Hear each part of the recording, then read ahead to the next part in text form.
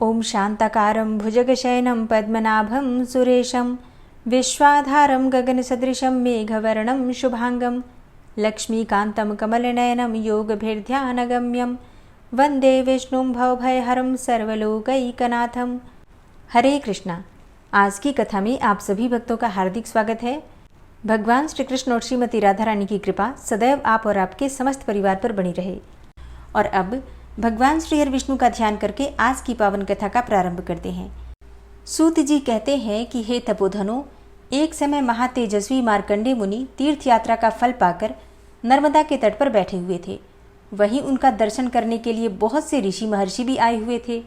पुलस्त्य, वशिष्ठ, पुलह, क्रतु, भृगु, अत्रि, मरीचि, भारद्वाज, काश्यप, मनु, यम, अंगिरा, शातातप, पाराशर, आपस्तंभ, शंभ काव्य अर्थात शुक्राचार्य, कात्यायन मुनि, गौतम, शंख, लिखित, दक्ष, कात्यायन, जामदग्न्य, याज्ञवल्क्य, ऋषि श्रृंग, विभांडक, गर्ग, शौनक, दालभ्य, व्यास, उद्यालक, शुक, नारद, पर्वत, दुर्वासा, उग्रतापस, शाकल्य, गालव, जाबाली, मुद्गल और कौशिक कुल में उत्पन्न विश्वामित्र आदि देव सम्मानित महर्षि तथा धर्म, शतानंद, वैशंपायन, वैष्णव, शाकलायन, वार्धक्य, जुहूति, आवसु, भूमंडल निवासी महात्मा वाल्खिल्य आदि भी वहां उपस्थित हुए। उसी समय तीर्थ यात्रा का फल सुनकर धर्मपुत्र युधिष्ठिर वेद वेत्ता एवं ज्ञानी ब्राह्मणों तथा अपनी प्रिया द्रौपदी के साथ नर्मदा तट पर मार्कंडेय मुनि के आश्रम पर आए। वहां पहुंचकर उन्होंने भाइयों सहित 3 बार मुनि की परिक्रमा की और उन्हें साष्टांग प्रणाम करके बैठ गए। राजा को बैठा देखकर महामुनि मार्कंडेय बोले, हे नृपश्रेष्ठ, भाइयों और ब्राह्मणों के साथ कुशल से तो हो ना? युधिष्ठिर ने हंसकर कहा, हे मुने, आज आपके चरणार विंदों का दर्शन पाकर मैं कृतकृत्य हो गया। मेरे अंतःकरण का मल नष्ट हो गया। तीनों लोकों में प्रवाहित होने वाली गंगा, यमुना और सरस्वती, गंगा द्वार, हिमालय, कुब्जार्क, ब्रह्मयोनि, उग्रतीर्थ, कनखल, केदार, भैरव क्षेत्र, नैमिषारण्य, गया, कुरुक्षेत्र, पुष्कर इत्यादि पवित्र तीर्थों को छोड़कर आप किस प्रयोजन से केवल महानदी नर्मदा का ही सेवन करते हैं? इस बात को हम सब लोग सुनना चाहते हैं। आप इस रहस्य को बताने की कृपा कीजिए। तब मार्कंडेय मुनि बोले, हे राजन, पूर्व काल की बात है। चंद्रवंश में पुरुरवा नाम से विख्यात एक चक्रवर्ती राजा हुए थे। वे स्वर्गलोक का शासन करने वाले इंद्र की भांति समूची पृथ्वी का पालन करते थे। एक समय राजसभा में उन नृपश्रेष्ठ ने बड़े बूढ़े ब्राह्मणों से पूछा कि हे विप्रवरों, पाप मोहित मनुष्य किस उपाय से यज्ञ आदि कर्मों के बिना ही स्वर्गलोक को प्राप्त हुए हैं और हो सकते हैं, ये बताइए। ब्राह्मणों ने कहा, हे महाराज, नर्मदा नदी संपूर्ण लोकों को पवित्र करने वाली है। वे संपूर्ण विश्व का पापहरण करने में समर्थ हैं। उन्हें स्वर्गलोक से आप इस पृथ्वी पर उतारें। अपने मन को वश में रखने वाले उन ब्राह्मणों का यह वचन सुनकर राजा पुरुरवा ने कंद, मूल, फल, शाक और जल का आहार करके निर्मल अंतःकरण से महादेव जी की आराधना की। तब महादेव जी ने प्रसन्न होकर कहा, बेटा, वर मांगो, मैं तुम्हें तुम्हारी इच्छा के अनुसार वस्तु प्रदान करूंगा। पुरुरवा बोले, हे महादेव, आप समस्त लोगों के हित के लिए नर्मदा नदी को पृथ्वी पर उतारिए।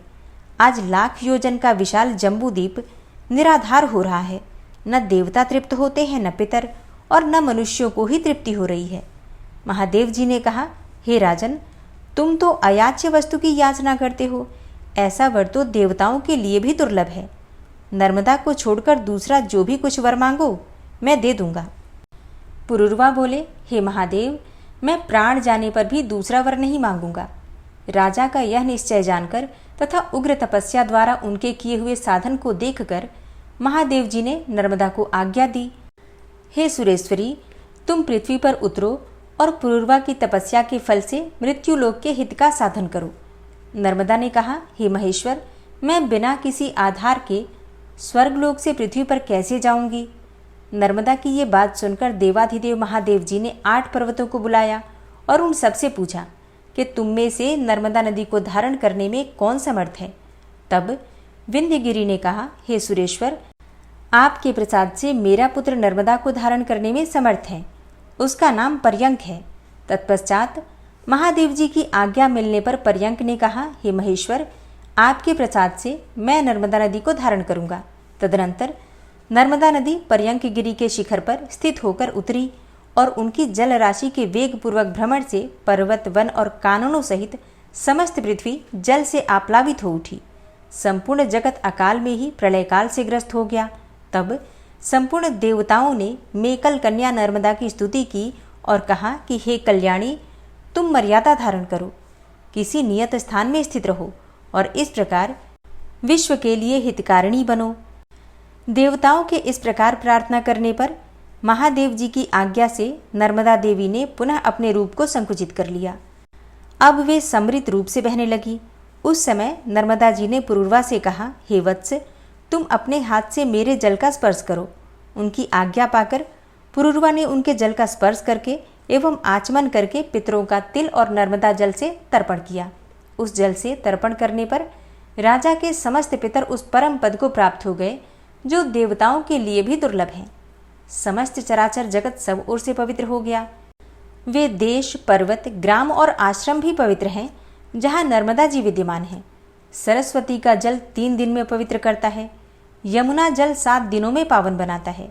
गंगा जल स्नान करने पर तत्काल पवित्र करता है, परंतु नर्मदा नदी दर्शन मात्र से ही मनुष्यों को पवित्र कर देती हैं।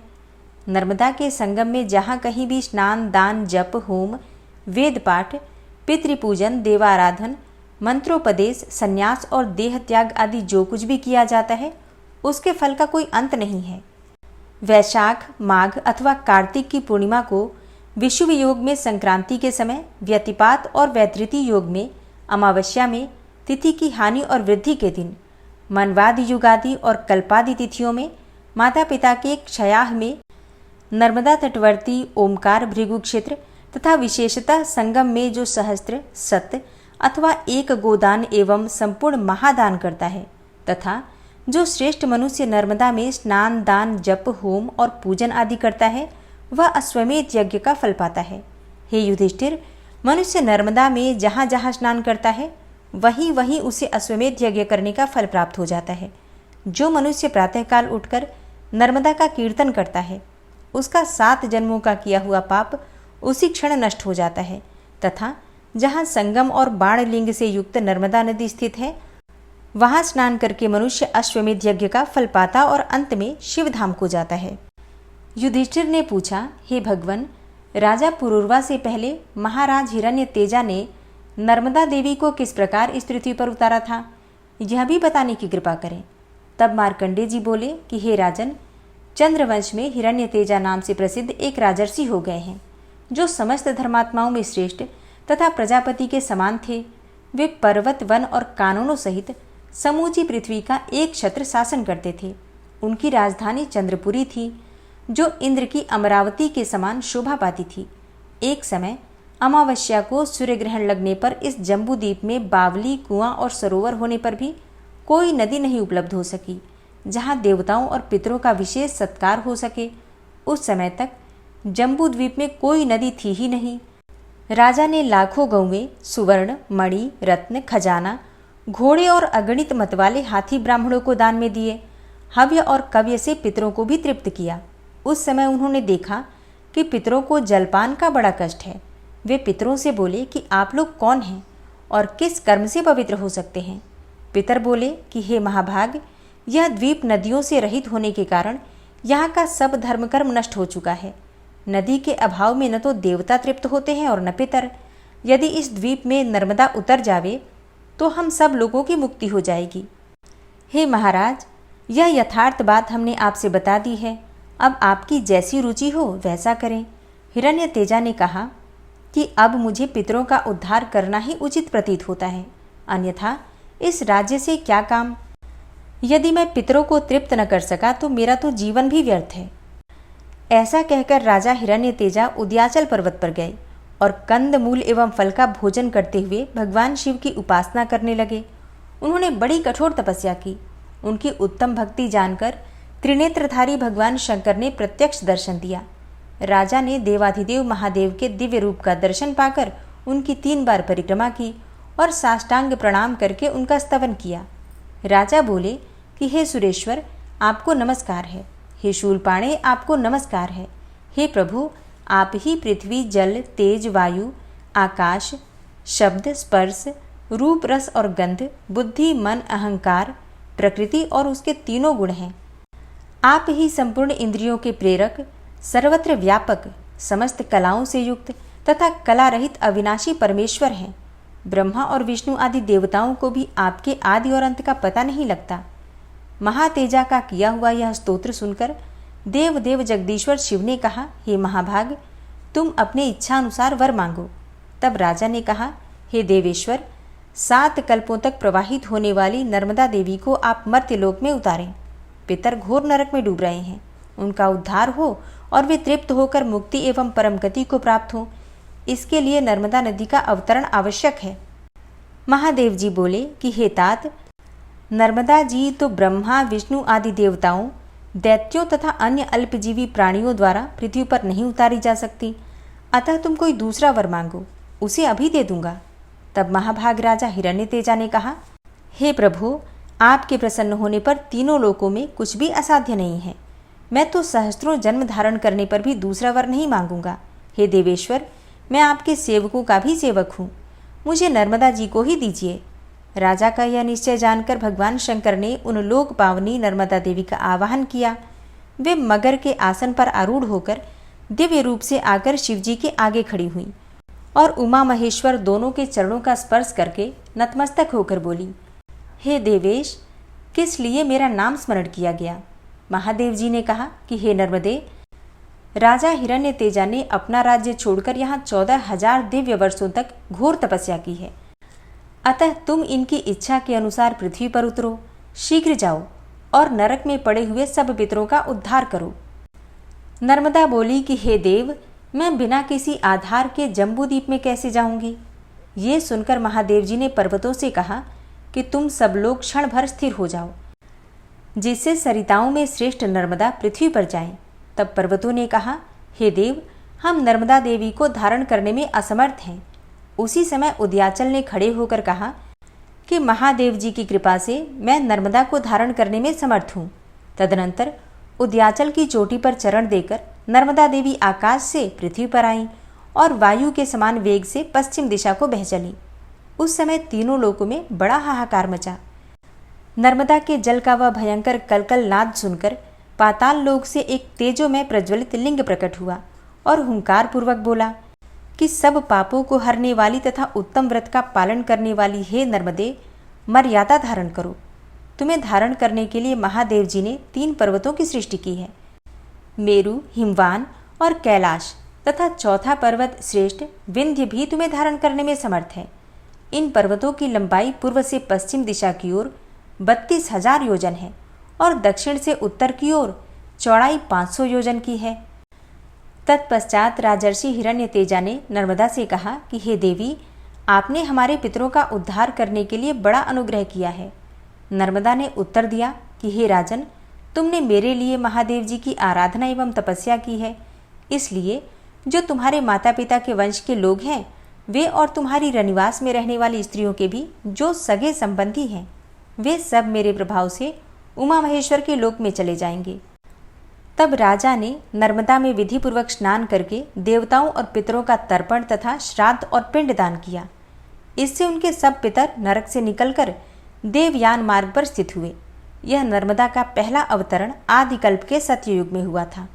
दूसरा अवतार दक्ष सावर्णी मनवंतर में हुआ और तीसरा अवतार राजा पुरुरवा के द्वारा वैष्णव मनवंतर में संपन्न हुआ है। हे राजन, यह प्राचीन वृतांत जैसा मैंने अपनी आंखों से देखा है वैसा बतलाया। नर्मदा में स्नान करने, गोता लगाने, उसका जल पीने तथा श्रवण एवं कीर्तन करने से अनेकों जन्मों का घोर पाप तत्काल नष्ट हो जाता है। हरे कृष्णा। आज की कथा का यहीं पर समापन करती हूँ। इसके आगे का वृतांत आप कल की कथा में सुनेंगे।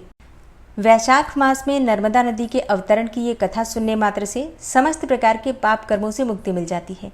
यहाँ तक कि पितरों की आत्माएं भी तृप्त हो जाती हैं मात्र इस कथा के श्रवण करने से। ऋषियों ने पूछा, हे सूत जी, गंधर्व श्रेष्ठ सुशंख ने जब सुनीता को शाप दे दिया तब वह शाप उसके ऊपर किस प्रकार से लागू हुआ? उसके बाद सुनीता ने कौन कौन सा कार्य किया और उसको कैसा पुत्र प्राप्त हुआ? सूत जी बोले, हे ब्राह्मणों, हम पहले बता आए हैं कि सुशंक के शाप देने पर सुनीता दुख से पीड़ित होकर अपने पिता के निवास स्थान पर आई और वहां उसने अपने पिता से अपनी सारी करतूतें कह सुनाई। तब मृत्यु ने सारी बातें सुनकर अपनी पुत्री सुनीता से कहा कि बेटी, तूने बड़ा भारी पाप किया है। तेरा यह कार्य धर्म और तेज का नाश करने वाला है। काम क्रोध से रहित, परम शांत और धर्मवत्सल और पर ब्रह्म में स्थित तपस्वी को जो चोट पहुंचाता है उसके पापात्मा पुत्र होता है तथा उसे उस पाप का फल भोगना पड़ता है। वही जितेंद्रिय और शांत है जो मारने वाले को भी नहीं मारता, किंतु तूने निर्दोष होने पर भी उन्हें मारा है, अतः तेरे द्वारा यह महान पाप हो गया है। पहले तूने ही अपराध किया है, फिर उन्होंने भी शाप दे दिया। इसलिए अब तू पुण्य कर्मों का आचरण कर, सदा साधु पुरुषों के संग में रहकर जीवन व्यतीत कर और प्रतिदिन योग, ध्यान और दान के द्वारा काल यापन करती रह, अर्थात समय बिता। हे बाले, सत्संग महान पुण्यदायक और परम कल्याणकारक होता है। सत्संग का जो गुण है उसके विषय में एक सुंदर दृष्टांत देखो। जल एक सद्वस्तु है। उसके स्पर्श से, उसमें स्नान करने से, उसे पीने से तथा उसका दर्शन करने से भी बाहर और भीतर के दोष धुल जाने के कारण मुनि लोग सिद्धि प्राप्त करते हैं तथा समस्त चराचर प्राणी भी जल पीते रहने से दीर्घायु होते हैं। इसी प्रकार संतों के संग से मनुष्य शुद्ध एवं सफल मनोरथ होते हैं। हे पुत्री, सत्संग से मनुष्य संतोषी, मृदुगामी, सबका प्रिय करने वाला, शुद्ध, सरस, पुण्य बल से संपन्न, शारीरिक और मानसिक मलों को दूर करने वाला, शांत स्वभाव तथा सबको सुख देने वाला होता है। जैसे सुवर्ण अग्नि के संपर्क में आने पर मैल त्याग देता है, उसी प्रकार मनुष्य संतों के संग से पाप का परित्याग कर देता है। जिसमें सत्य की अग्नि प्रज्वलित रहती है वह अपने पुण्यमय तेज से प्रकाशमान होता रहता है। जिसमें सत्य की दीप्ति होती है और जो ज्ञान के द्वारा भी अत्यंत निर्मल हो गया है तथा ध्यान के द्वारा अत्यंत तेजस्वी प्रतीत होता है। पाप से पैदा हुए मनुष्य उसका स्पर्श नहीं कर पाते। सत्य रूपी अग्नि से महात्मा पुरुष पाप रूपी ईंधन को भस्म कर डालना चाहता है। इसलिए बेटी, तुझे सत्य का संसर्ग करना चाहिए, असत्य का नहीं। महाभागे, जाओ भगवान विष्णु का चिंतन करो, पाप भाव को छोड़कर केवल पुण्य का ही आश्रय लो। पिता के इस प्रकार समझाने पर दुख में पड़ी हुई सुनीता उनके चरणों में प्रणाम करके निर्जन वन में चली गई और वहां एकांत भाव में रहकर तपस्या करने लगी। उसने काम, क्रोध, बालोचित चपलता, मोह, द्रोह और माया को त्याग दिया। एक दिन उसके पास उसकी रंभा आदि सखियां जो तपः शक्ति से संपन्न थीं आईं और उन्होंने देखा कि सुनीता दुख का अनुभव कर रही है। ध्यान के ही साथ उसे चिंता करते देखकर वहां आई हुई सहेलियों ने कहा, सखी, तुम्हारा कल्याण हो, तुम चिंता किस लिए करती हो? इस चिंता में क्यों डूबी हुई हो? अपने संताप का कारण बताओ। चिंता तो केवल दुख देने वाली होती है। एक ही चिंता सार्थक मानी गई है जो धर्म के लिए की जाती है। हे धर्मनंदिनी, दूसरी चिंता जो योगियों के हृदय में होती है, जिसके द्वारा वे ब्रह्म का चिंतन करते हैं, वह भी सार्थक है। इनके सिवा और जितनी भी चिंताएं हैं सब निरर्थक हैं, उनकी कल्पना भी नहीं करनी चाहिए। चिंता शरीर बल और तेज का नाश करने वाली है। वह सारे सुखों को नष्ट कर डालती है, साथ ही रूप को भी हानि पहुंचाती है। चिंता तृष्णा, मोह और लोभ इन तीनों दोषों को ले आती है तथा प्रतिदिन उसी में घुलते रहने पर वह पाप को भी उत्पन्न करती है। चिंता रोगों की उत्पत्ति और नरक की प्राप्ति का कारण है। अतः चिंता को छोड़ो। जीव पूर्व जन्म में अपने कर्मों द्वारा जिन शुभाशुभ भोगों का उपार्जन करता है, उन्हीं का वह दूसरे जन्म में उपभोग करता है। अतः समझदार को चिंता नहीं करनी चाहिए। तुम चिंता छोड़कर अपने सुख दुख आदि की ही बातें बताओ।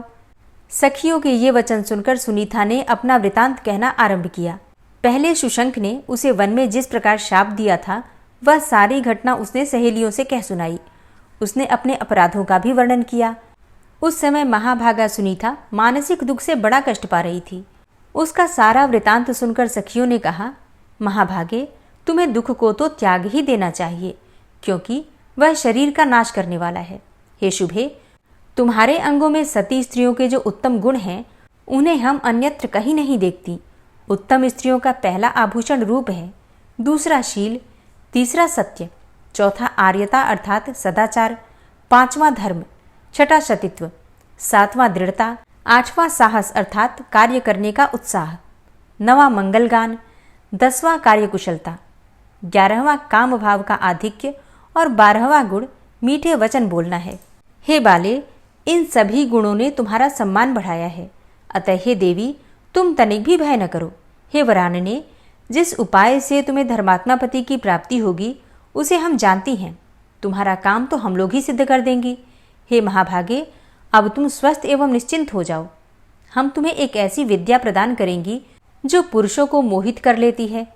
यह कहकर सखियों ने सुनीता को वह सुखदायक विद्याबल प्रदान किया और कहा कि कल्याणी, तुम देवता आदि में से जिस जिस पुरुष को मोहित करना चाहो उसे उसे तत्काल मोहित कर सकती हो। सखियों के योग कहने पर सुनीता ने उस विद्या का अभ्यास किया।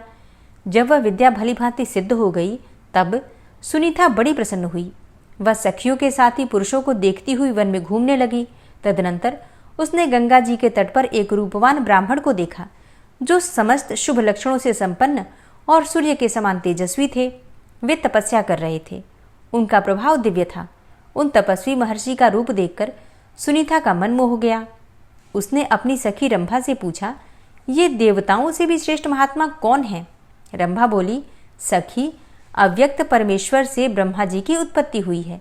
उनसे प्रजापति अत्रि का जन्म हुआ है जो बड़े धर्मात्मा हैं। ये महामना तपस्वी उन्हीं के पुत्र हैं। इनका नाम अंग है। हे भद्रे, ये नंदन वन में आए थे। वहां नाना प्रकार के तेज से संपन्न इंद्र का वैभव देखकर इन्होंने भी उनके समान पद पाने की अभिलाषा की। सोचा कि जब मुझे भी वंश को बढ़ाने वाला ऐसा ही पुत्र प्राप्त हो तब मेरा जन्म कल्याणकारी हो सकता है, साथ ही यश और कीर्ति भी मिल सकती है। ऐसा विचार करके इन्होंने तपस्या और नियमों के द्वारा भगवान ऋषिकेश की आराधना की है। जब भगवान अत्यंत प्रसन्न होकर इनके सामने प्रकट हुए तब इन महर्षि ने इस प्रकार वर मांगा, हे मधुसूदन, मुझे इंद्र के समान वैभवशाली तथा अपने समान तेजस्वी एवं पराक्रमी पुत्र प्रदान कीजिए। वह पुत्र आपका भक्त एवं सब पापों का नाश करने वाला होना चाहिए। श्री भगवान ने कहा, हे महात्मन, मैंने तुम्हें ऐसा पुत्र होने का वर दिया, वह सबका पालन करने वाला होगा। यो कहकर भगवान अंतर्ध्यान हो गए। तब से विप्रवर अंग किसी पवित्र कन्या की तलाश में है। जैसी तुम सब अंगों में मनोहर हो वैसी ही कन्या वे चाहते हैं, अतः इन्हीं को पति के रूप में प्राप्त करो। इनसे तुम्हें पुण्यात्मा पुत्र की प्राप्ति होगी। ये महाभाग तपस्वी और पुण्य बल से संपन्न हैं। इनके वीर्य से उत्पन्न हुआ पुत्र इन्हीं की गुण संपत्ति से युक्त होगा, महातेजस्वी होगा, समस्त धर्मात्माओं में श्रेष्ठ और परम सौभाग्यशाली युक्तात्मा और योग तत्व का ज्ञाता होगा। सुनीता बोली, भद्रे, तुमने ठीक कहा है, मैं ऐसा ही करूंगी। इस विद्या से ब्राह्मण को मोह में डालूंगी और तुम मुझे सहायता प्रदान करो जिससे कि इस समय मैं इनके पास जाऊं। रंभा ने कहा, मैं तुम्हारी सहायता करूंगी, तो मुझे आज्ञा दो। सुनीता के नेत्र बड़े बड़े थे। वह अपने रूप और यौवन से शोभा पा रही थी। उसने सद्भावना पूर्वक माया से दिव्य रूप धारण किया। उसका मुख बड़ा ही मनोहर था। संसार में उसके सुंदर रूप की कहीं तुलना नहीं थी। वह तीनों लोगों को मोहित करने लगी। सुंदरी सुनीता झूले पर जा बैठी और वीणा बजाती हुई मधुर स्वर में गीत गाने लगी। उसका स्वर बड़ा मोहक था। उस समय महर्षि अंग अपने पवित्र गुफा के भीतर एकांत में ध्यान लगाए बैठे थे। वे काम क्रोध से रहित होकर भगवान श्री जनार्दन का चिंतन कर रहे थे। उत्तम ताल और स्वर के साथ गाया हुआ वह मधुर और मनोहर गीत सुनकर अंग का चित्त ध्यान से विचलित हो गया। उस मायामय संगीत ने उन्हें मोह लिया था। वे तुरंत ही आसन से उठे और बारंबार इधर उधर दृष्टि दौड़ाने लगे। माया से उनका मन चंचल हो उठा था। वे बड़े वेग से बाहर निकले और झूले पर बैठी हुई वीणाधारिणी स्त्री की ओर देखा। वह मुस्कुराती हुई गा रही थी।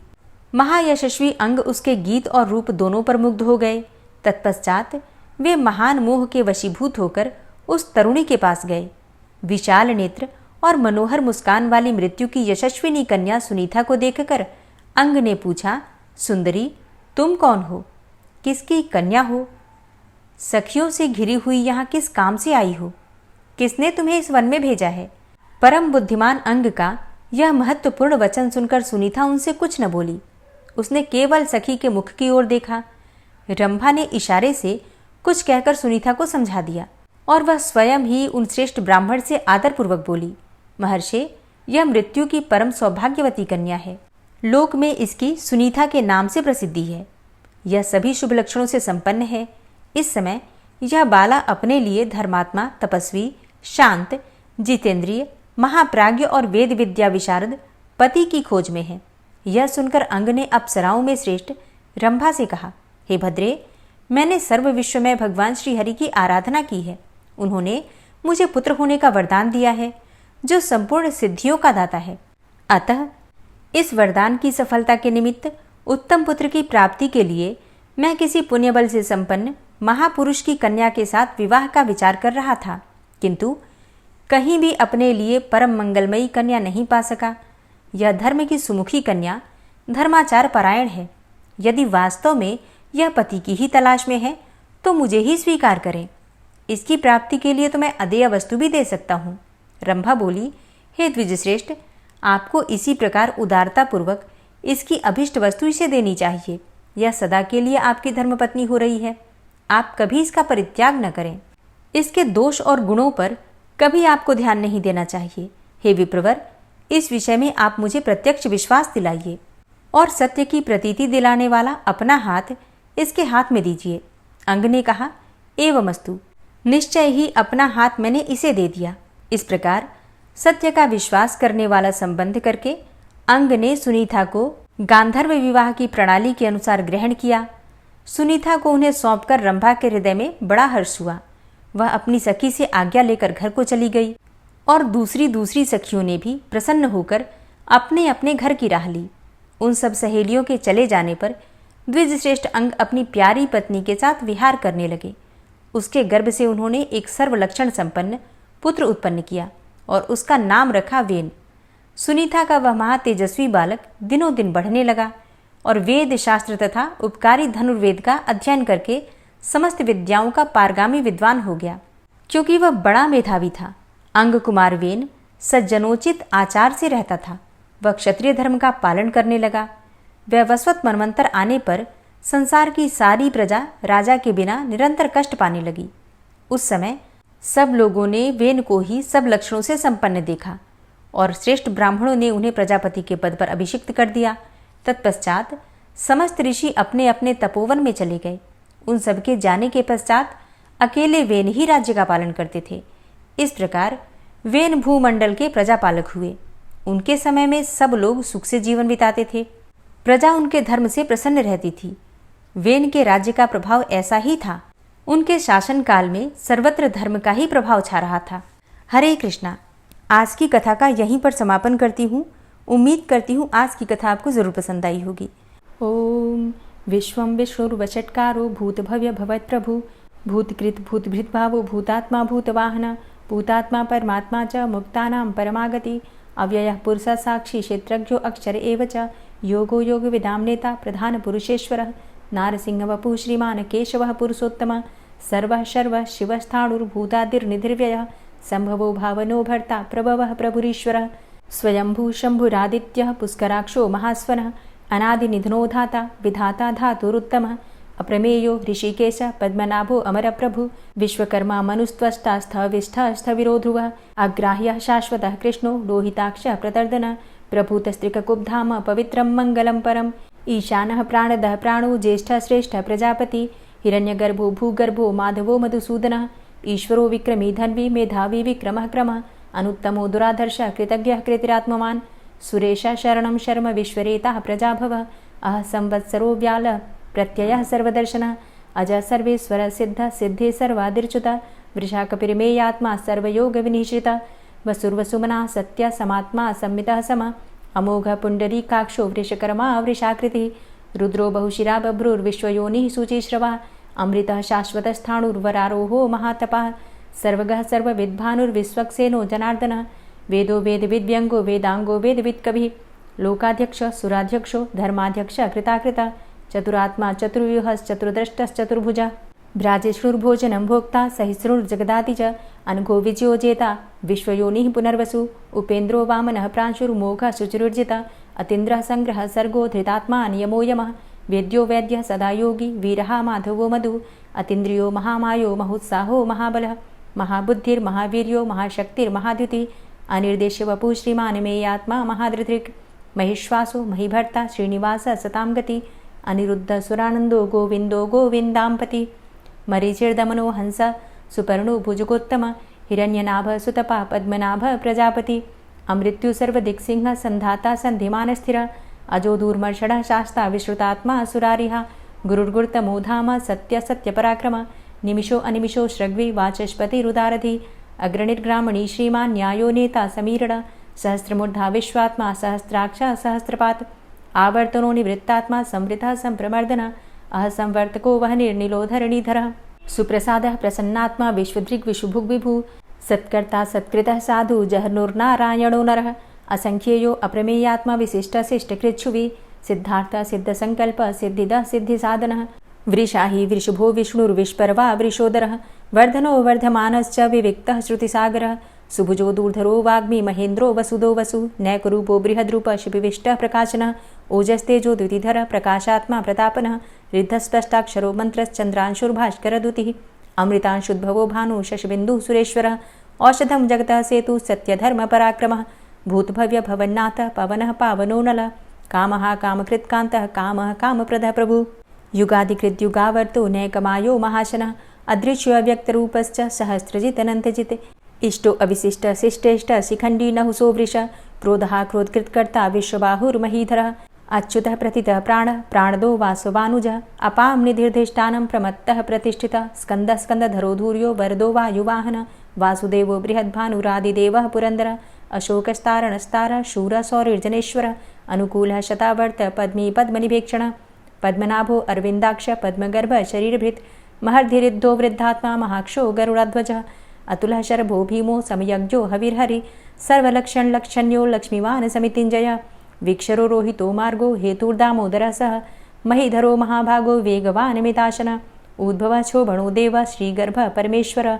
करणं कारणं कर्ता विकर्ता गहनो गुहः व्यवसायो व्यवस्थान संस्थान स्थानदो ध्रुवः परर्थी परमस्पस्तुष्ट पुष्ट सुभेक्षणः रामो विरामो विरजो मार्गो नेयो नयोनयः वीरः शक्तिमतां श्रेष्ठो धर्मो धर्मविदुत्तमः वैकुण्ठः पुरुषः प्राणः प्राणदः प्रणवः पृथुः हिरण्यगर्भः शत्रुघ्नो व्याप्तो वायुरुधोक्षजः ऋतुः सुदर्शनः कालः परमेष्ठी परिग्रहः उग्रः संवत्सरो दक्षो विश्रामो विश्वदक्षिणः विस्तारस्थावरस्थाणु प्रमाणं बीजमव्ययम् अर्थो अनर्थो महाकोशो महाभोगो महाधनः अनिर्विण्णः स्थविष्टोभू धर्मयुपो महामख नक्षत्रनेमिर्नक्षत्री क्षमा चामः समीहनः यज्ञ इज्यो महेज्यश्च क्रतुसत्रं सतां गतिः सर्वदर्शी विमुक्तात्मा सर्वज्ञो ज्ञानमुत्तमं सुव्रतः सुमुखः सुष्मा सुघोषः सुखदः सुहृतः मनोहरो जित्क्रोधो वीरबाहुर्विदारणः स्वापनः स्ववसो व्यापी नैकात्मा नैककर्मकृत् वत्सरो वत्सलो वत्सी रत्नगर्भो धनेश्वरः धर्मगुप्त धर्मकृद्धर्मी सदसक्षरमक्षरम् अविज्ञाता सहस्रांशुर्विधाता कृतलक्षणः गभस्तिनेमिः सत्त्वस्थः सिंहो भूतमहेश्वरः आदिदेवो महादेवो देवेशो देवभृद्गुरुः उत्तरो गोपतिर्गोप्ता ज्ञानगम्यः पुरातनः शरीरभूतभृद्भोक्ता कपीन्द्रो भूरि दक्षिणः सोमभो अमृतपः सोमः पुरुजित पुरुषोत्तमः विनियोजयः सत्यसन्धो दाशाः सात्वताम्पतिः जीवो विनयिता साक्षी मुकुन्दो अमितविक्रमः अम्भो निदृणन्तात्मा महोदधीशयोऽन्तकः अजोमहारः स्वाभाव्यो जितामित्रः प्रमोदनः आनन्दो नन्दनो नन्दः सत्यधर्मा त्रिविक्रमः महर्षि कपिलाचार्यः कृतज्ञो मेदिनीपतिः त्रिपदस्त्रिदशाध्यक्षो महाशृङ्गः कृतान्तकृत् महावराहो गोविन्दः सुखेणः कनकाङ्गदी गुह्यो गभीरो गहनो गुप्तश्चक्रगदाधरः वेधा स्वाङ्गो अजितः कृष्णो दृढः सङ्कर्षणोच्युतः वरुणो वारुणो वृक्षः पुष्कराक्षो महामनाः भगवान् भगानन्दी वनमाली हलायुधः आदित्यो ज्योतिरादित्यः सहिष्णुर्गतिसत्तमः सुधन्वाखण्ड परशुर्दारुणो द्रविडप्रदः दिविस्त्रिक्सर्वदृग्व्यासो वाचस्पतिर्योनिजः त्रिसामासामगः साम निर्वाणं भेषजं भिषक् सन्न्यासकृच्छमः शान्तो निष्ठा शान्तिः परायणं शुभाङ्गः शान्तिदस्रष्टा कुमुदः कुवलेशयः गोहितो गोपतिर्गोप्ता वृषभाक्षो वृषप्रियः अनिवर्ति निवृतात्मा संक्षेप्ता चेमकृच्छिवः श्रीवत्सवक्षा श्रीवास श्रीपति श्रीमताम्बरः श्रीधर श्रीश श्रीनिवास श्रीनिधि श्रीविभावन श्रीधर श्रीकर श्रेय श्रीमान् लोकत्रयाश्रयः स्वक्ष स्वङ्ग शतानन्दो नन्दिर्ज्योतिर्गणेश्वरः विजितात्मा विधेयात्मा सत्कीर्तिश्छिन्न संशयः उदीर्णः सर्वतक्षशुर्निश शाश्वतः स्थिरः भूषयो भूषणो भूतिर्विशोकः शोकनाशनः अर्चिष्मानर्चितः कुम्भो विशुद्धात्मा विशोधनः अनिरुद्धो अप्रतिरथ प्रद्युम्नो अमितविक्रमः कालनेमि निहावीर शौरी सूर्जनेश्वरः त्रिलोकात्मा त्रिलोकेशः केशवः केशिहारी कामदेवः कामपालः कामीकान्तः कृतागमः अनिर्देशव पुर्विष्णोर्वीरो अनन्तो धनञ्जयः ब्रह्मण्यो ब्रह्मकृत् ब्रह्मा ब्रह्म ब्रह्म विवर्धन ब्रह्मविद् ब्राह्मणे ब्रह्मी ब्रह्मज्ञो ब्राह्मणप्रियः महाक्रमो महाकर्मा महातेजा महोरगः महाक्रतुर्महायज्वा महायज्ञो महाहवि स्तव्यः स्तव प्रियः स्तोत्रं स्तुतिस्तोतारणप्रियः पूर्णः पुरैता पुण्यः पुण्यकीर्तिर्नामयः मनोजवस्तीर्थकरो वसुरेता वसुप्रदः वसुप्रदो वासुदेव वसुर्वसुमनाहवि सद्गतिः सत्कीर्तिः सत्ता सद्भूतिः सत्परायणः शूरसेनो यदुश्रेष्ठः सन्निवासः सुयामुनः भूतावासो वासुदेवः सर्वासु निलयो नलः दर्पः दर्पदो दृप्तो दूर्धरोथा पराजितः विश्वमूर्तिर्महामूर्तिर्दीप्तमूर्तिर्मूर्तिमान् अनेकमूर्तिरव्यक्तः शतमूर्तिः शताननः एको नैकः सवः किं यत्तत्पदमनुत्तमं लोकबन्धुर्लोकनाथो माधवो भक्तवत्सलः सुवर्णवर्णो हेमाङ्गो वराङ्गश्चन्दनाङ्गदी वीरः विषमः शून्यो घृताशीरचलश्चलः अमानीमानदो मान्यो लोकस्वामी त्रिलोकदृक् सुमेधा मेधजो धन्यः सत्यमेधा धराधरः तेजो वृषः द्वितिधरः सर्वशस्त्रभृताम्बरः प्रग्रहो निग्रहो व्यग्रो नैकशृङ्गो गदाग्रजः चतुर्मूर्तिश्चतुर्बाहुश्चतुर्व्यूहश्चतुर्गति चतुरात्मा चतुर्भावश्चतुर्वेदविदेकपात् समावर्तो अन्वृतात्मा दुर्जयो दुरतिक्रमः दुर्लभो दुर्गमो दुर्गो दुरावासो दुरारिहा शुभांगो लोकसारंगः सुतन्तुस्तन्तुवर्धन इन्द्रकर्मा महाकर्मा कृतकर्मा कृतागमः उद्भवः सुन्दरः सुन्दो रत्ननाभः सुलोचनः अर्को वाजसनः शृङ्गी जयन्तः सर्वविजयी सुवर्णबिन्दुरक्षोभ्य सर्वभागीश्वरेश्वरः महाह्रदो महागर्तो महाभूतो महानिधि कुमुदः कुन्दरः कुन्दः पर्जन्यः पावनो नीलः अमृताशो अमृतवपुः सर्वज्ञः सर्वतोमुखः सुलभः सुव्रतः सिद्धः शत्रुजित् शत्रुतापनः न्यग्रोधो दुम्बरो अस्वस्थश्चाणुरान्ध्रनिषूदनः सहस्रार्चिः सप्तजिह्वः सप्तैधा सप्तवाहनः अमूर्तिरणघो अचिन्त्यो भयकृद्भयनाशनः अणुर्बृहत् कृशस्थूलो गुणभृन्निर्गुणो महान् अधृतः स्वधृतः स्वास्य प्राग्वंशो वंशवर्धनः भारभृतिकथितो योगी योगी स सर्वकामद आश्रमश्रमण क्षाम सुपर्णो वायुवाहन धनुर्धरोर्धनुर्वेदो दण्डोदमयितादम अपराजितः सर्वसहो नियन्ता नियमो यमः सत्त्ववान् सात्विकः सत्य सत्यधर्मपरायण अभिप्रायः प्रियार्होर्ह प्रियकृत्प्रीतिवर्धनः विहाय सगतिर्ज्योति सुरुचिर्हुद्भुग्विभु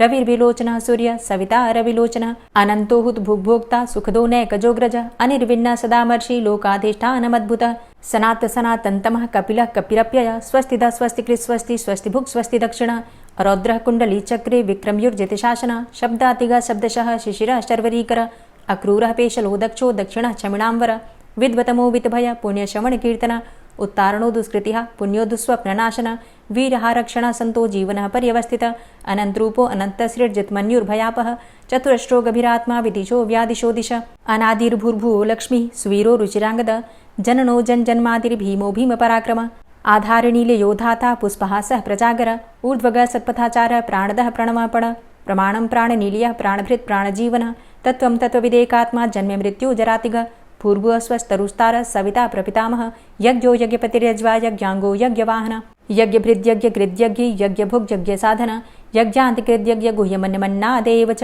आत्मयोनिः स्वयं जातो वैखानः सामगायन देवकी नन्दन स्रष्टा क्षितिसः पापनाशनः शङ्खभृन्नन्दकी चक्री शारङ्गधन्वा गदाधरः रथाङ्गपाणिरक्षोभ्य सर्वप्रहरणायुध ओम नमः इति। और अब आप सुनेंगे श्री तुलसी चालीसा। श्री तुलसी महारानी करु विनय सिरनाय, जो मम हो संकट विकट दीजे मात नशाय। नमो नमो तुलसी महारानी, महिमा अमित न जाए बखानी। दियो विष्णु तुमको सन्माना, जग में छायो सुयस महाना। विष्णु प्रिया जय जयति भवानी, तिहु लोक की हो सुख खानी। भगवत पूजा करे जो कोई, बिना तुम्हारे सफल न होई। जिन घर तव नहीं होय निवासा, उस घर कर ही विष्णु नहीं बासा। करे सदा जो तव नित सुमिरन, तेहि के काज होय सब पूरन। कार्तिक मास महात्म तुम्हारा, ताको जानत सब संसारा। तव पूजन जो करे कुंवारी, पावे सुंदर वर सुकुमारी। करे जो पूजा नित प्रति नारी, सुख संपत्ति से होय सुखारी। वृद्धा नारी करे जो पूजन, मिले भक्ति होवे पुलकित मन। श्रद्धा से पूजे जो कोई, भवनिधि से तर जावे सोई। कथा भागवत यज्ञ करावे, तुम बिन नहीं सफलता पावे। छायो तब प्रताप जग भारी, ध्यावत तुम्हीं सकल चित धारी। तुम्ही मात यंत्रन तंत्रन में, सकल काज सिद्धि होवे क्षण में। औषधि रूप आप हो माता, सब जग में तव यश विख्याता। देव ऋषि मुनि और तपधारी, करत सदा तव जय जयकारी। वेद पुराणन तव यश गाया, महिमा अगम पार नहीं पाया। नमो नमो जय जय सुख कारणी, नमो नमो जय दुख निवारणी। नमो नमो सुख संपत्ति देनी, नमो नमो अघ काटन चेनी। नमो नमो भक्तन दुख हरणी, नमो नमो दुष्टन मद छेनी। नमो नमो भव पार उतारणी, नमो नमो परलोक सुधारणी। नमो नमो निज भक्त उबारणी, नमो नमो जन काज सवारणी। नमो नमो जय कुमति नशावनी, नमो नमो सब सुख उपजावनी। जयति जयति जय तुलसी माई, ध्याऊं तुमको शीश नवाई। निज जन जानि मोहि अपनाओ, बिगड़े कारज आप बनाओ। करूं विनय मैं मात तुम्हारी, पूर्ण आशा करहु हमारी। शरण चरण कर जोरी मनाऊं, निश दिन तेरे ही गुण गाऊं। करहु मात अब मोह पर दाया, निर्मल होए सकल मम काया।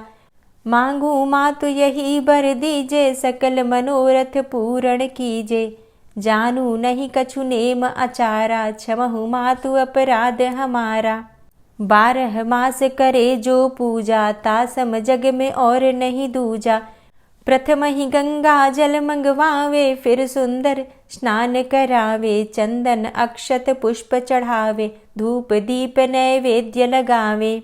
करें आचमन गंगा जल से, ध्यान करें हृदय निर्मल से। पाठ करें फिर चालीसा की, स्तुति करें मात तुलसा की। यह विधि पूजा करे हमेशा, ताके तन नहीं रहे कलेशा।